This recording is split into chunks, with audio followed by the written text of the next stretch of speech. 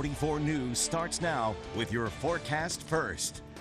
Hey, good Monday evening, everybody. Hope you enjoyed your weekend and your day today. Clouds and rain continue to move right on away. We still have some lingering cloudiness, but they'll be departing as the night goes on. Temperatures 50s and 60s, 56 Plattsburgh, 68 Burlington, 61 in Newport.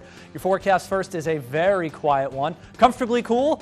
Maybe close the windows, a little cool for some. Everyone's falling into the 40s and the 50s by your Tuesday morning. And then we've got wall-to-wall sunshine for Tuesday. And then in the middle of the week, we get summery, again. Blast up the heat right now on Local 44 News at 10. Coming down to dollars and cents, what will it cost to bring in more Syrian refugees? And cleaning up the environment, one New York county takes the lead on microbeads.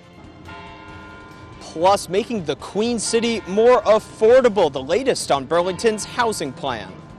From WFFF, this is Local 44 News at 10 in high definition.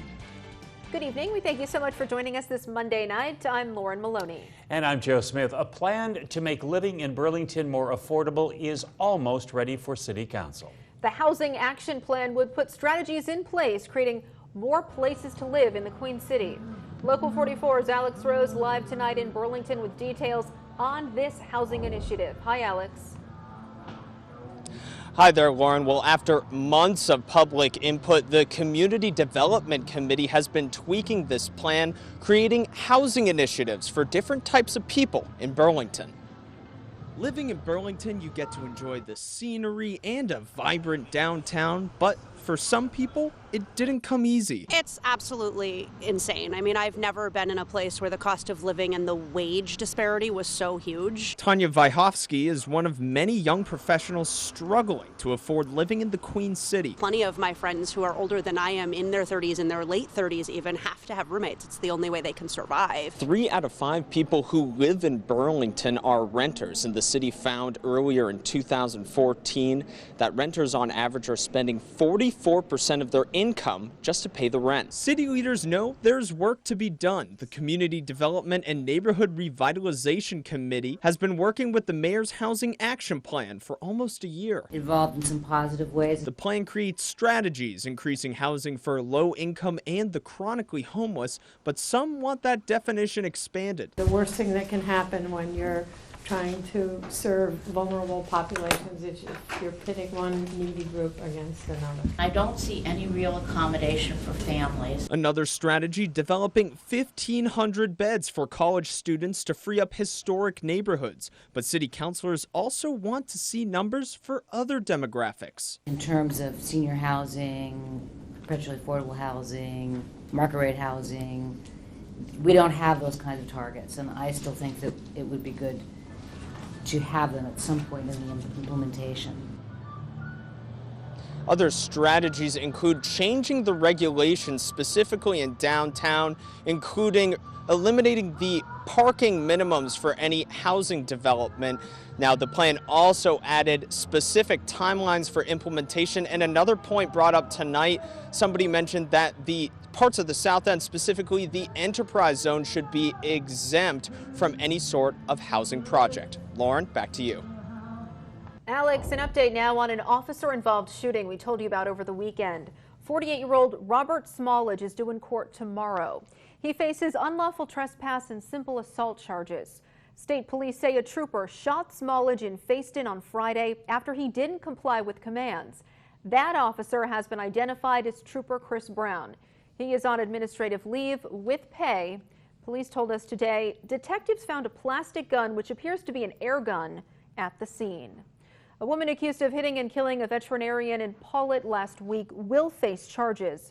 Police say Dr. Robert Agnew died after 21-year-old Kathleen King fell asleep at the wheel, crossed the center lane, and hit the doctor who was on his bike. King is charged with gross negligent careless operation. We don't know when she's due in court. The couple accused of kidnapping 4-year-old Kalia Hardy will be arraigned Thursday. Don Hutchinson and Joel Rosenthal were at the center of an Amber Alert investigation September 5th. They were caught near Syracuse, New York that morning. They both face an unlawful restraint charge, with Hutchinson also facing custodial interference. They are not yet in Vermont. The Washington County Sheriff's Office will be arranging the transport to New York.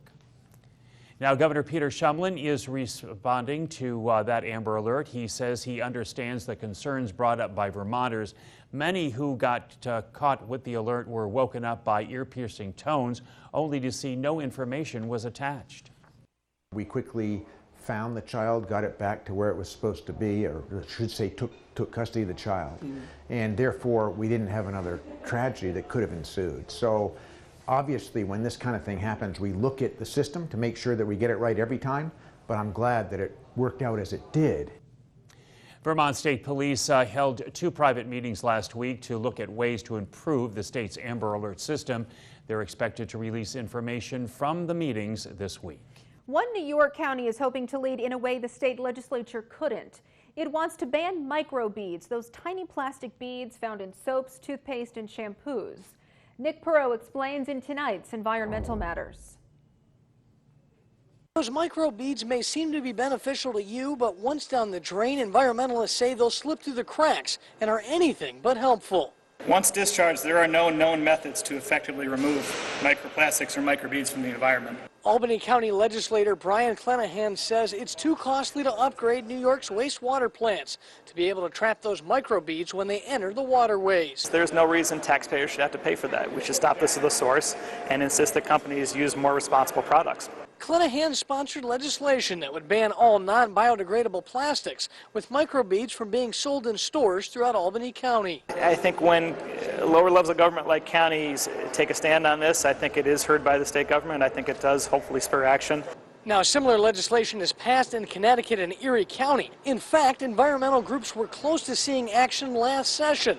The Assembly passed Attorney General's 2014 Microbead-Free Waters Act, but the legislation failed to make it through the Environmental Conservation Committee. When you sit down to have some shrimp or some clams or some oysters, enjoy the microbeads. Now, to put this in perspective, William Cook from the Citizens Campaign says if you fill this room 6 times, top to bottom, that would equal about a month of microbeads that pour into New York waterways. This affects everybody, whether they know it or not. And to have the county legislature act is critical, especially since the state failed to act. The bottom line is the county's sending a message, not in our county. If it were passed, the ban would go into effect 6 months following a signature. In Albany, Nick Perot, Local 44 News. Vermont is once again leading the way in green job growth. The Department of Public Service released its 2nd annual Clean Energy Industry Report today. It shows Vermont is leading the country in clean energy jobs. Jobs in that sector grew by 6.2% last year. The state is now in a position to save money on energy incentives. It started at an amazing, I think it was $2.50 or up there for per watt that we were providing incentive. Last year, we dropped that to 20 cents. And this year, we're now down to 0. We're no longer providing incentives for solar. And it's not because we don't like solar, it's because we were successful. The report shows solar energy is the fastest growing in the state. Vermont could add 1,000 new energy-related jobs in the next 6 months. Tomorrow, more than 90 Vermont employers are looking to hire on the spot. It's happening at one of the city's biggest job fairs at the Sheraton in Burlington tomorrow. Lake Champlain Chocolates is looking for full and part-time employees at all of its locations for various positions. Now, if chocolate isn't your thing, and how could you say it isn't, you could try cosmetics. Autumn Harp in Essex is looking to fill 18 positions. This job fair is a chance for both employer and employee to meet. And in a lot of instances, you don't have the opportunity to do that in today's day and age. You know, you send in applications, and in many cases, you don't even get a letter saying, you know, thank you, you've applied, but we filled the position. In addition, there will be workshops on resume writing and interviewing skills. The event is free. It's being held tomorrow from 10 a.m. until 5:30 p.m. at the Sheraton in Burlington. Vermonters are finding ways to address hunger across the state. The Hunger Council of Chittenden County is one of 6 facilitated by Hunger Free Vermont. The nonprofit says the big challenge right now is families having enough food. Going to be looking more towards doing work in collaboration with our partners on income inequality and income insecurity, which is a big problem, and we know it's key to lifelong food security if families just are able to make the wages that they need to be able to feed their family and themselves on a regular basis. Anyone interested in anti-hunger initiatives is welcome to join the Hunger Council of Chittenden County. To find out how, head to our website. Now to education matters. Fletcher Elementary School gets a gift from the band Fish and its fans. Fletcher won matching $2,500 art and music education grants. One of the band's Water Wheel Foundation, that's one of the grants, and the other is from the Mockingbird Foundation, which is an all-volunteer online fundraising group made by fans of Fish. Fletcher plans to put the grants totaling $5,000 toward light and sound systems, instruments, and other arts education materials. Helping Syrian refugees without a place to go. Coming up, state leaders in Vermont want to do more but face a big challenge. And let's get down to business. Essex town leaders will soon have a new place to get things done.